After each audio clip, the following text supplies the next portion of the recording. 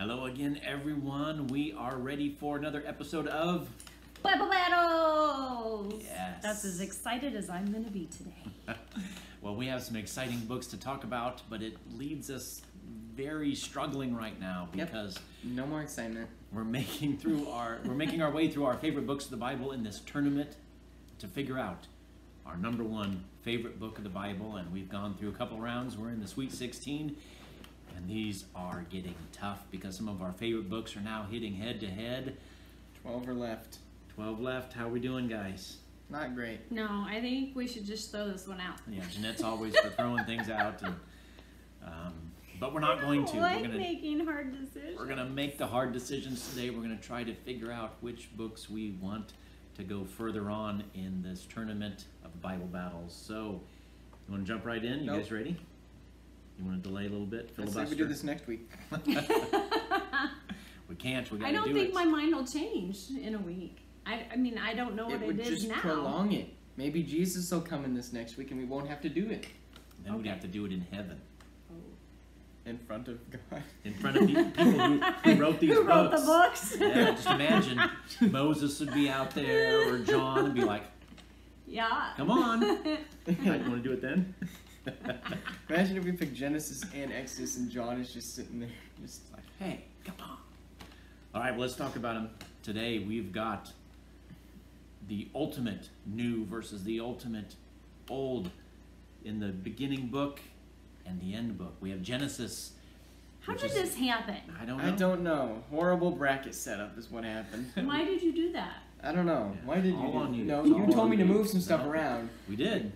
But eventually it's going to get hard, and so it's hard right now. So we have Genesis, which is a fascinating book that has, of course, the story of the beginning, the creation, the story of the flood is in there, the story of the Tower of Babel, and the calling of Abraham, the amazing story of Abraham and Isaac, and Abraham going to sacrifice his son, God stopping him to point forward to a different sacrifice that would take place in Jesus. So wonderful stuff. And then, of course, the book ends with the amazing story of Joseph and the forgiveness that happens as he goes to Egypt. So wonderful book there.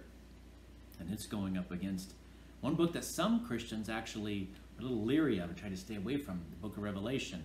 But for Seventh-day Adventists, this is a book that we just love. We love to study it, love to go over it, and try to understand the prophecies. You get dismembered? Yeah, dismemberment could happen, though.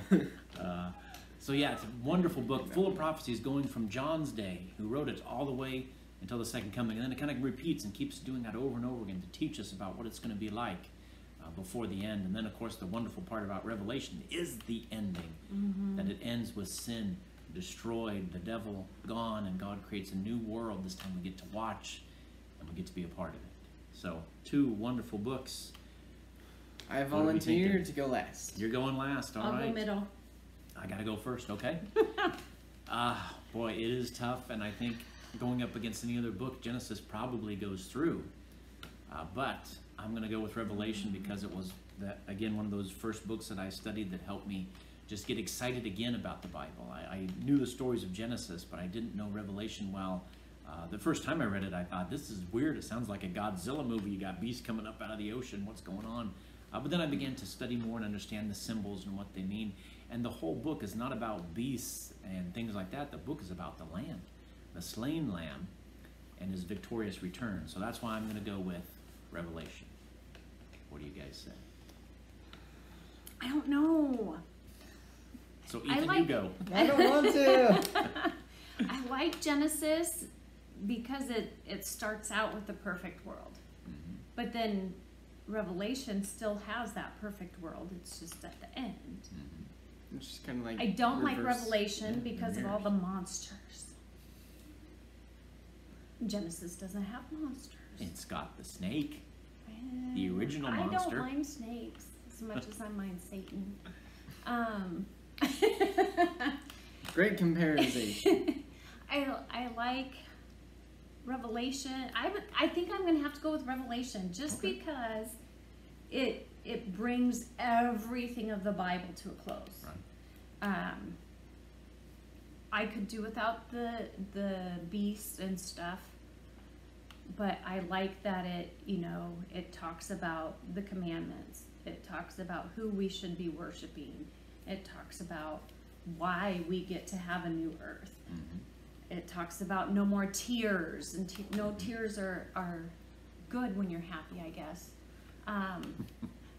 I was going to say that, and then tears are sometimes good, but I think I have to go with Revelation just because it's an all-encompassing book of the Bible.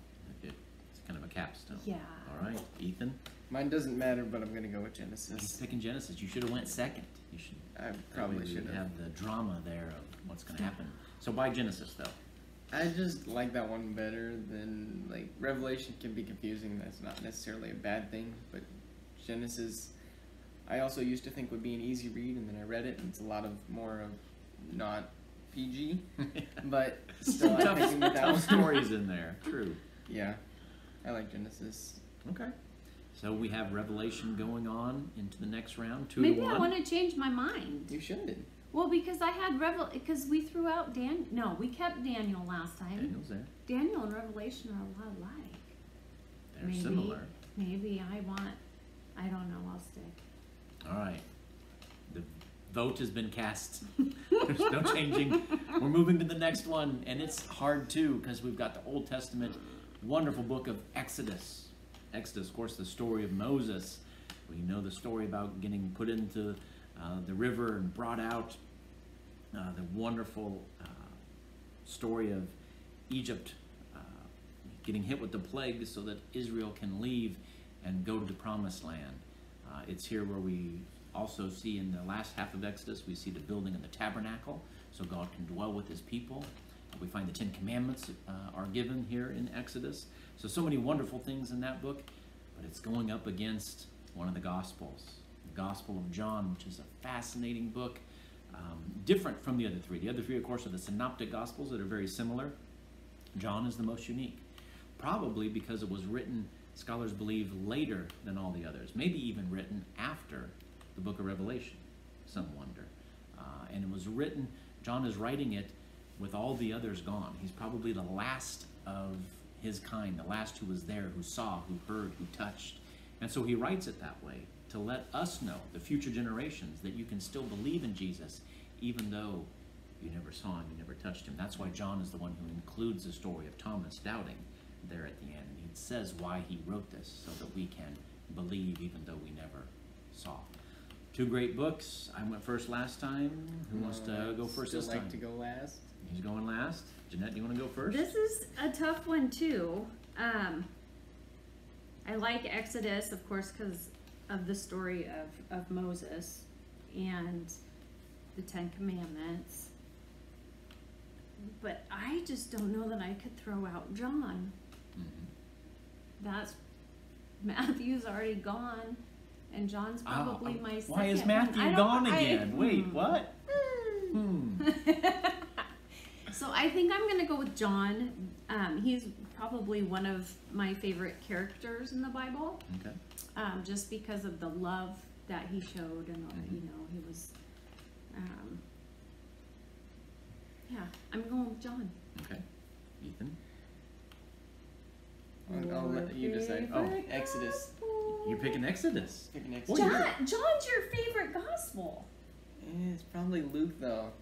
You are an Old Testament fellow today. I do like Old Testament. My goodness. So tell us why Exodus over John? What did John do to mess you up? Why do you hate him so much? I don't know.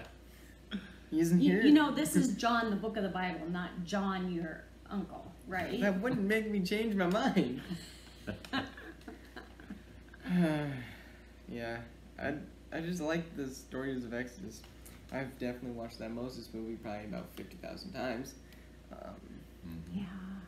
But yeah, the 10 Commandments are pretty, I don't know. Yeah, they're important. And after that thing that happened last night, I do like them more. Yeah. Sharing them with a friend, yeah. Sharing them. All right. Sharing them with our friends. That's Well, the way to Exodus, put it. Exodus is great, and I love that book. Love to read it through.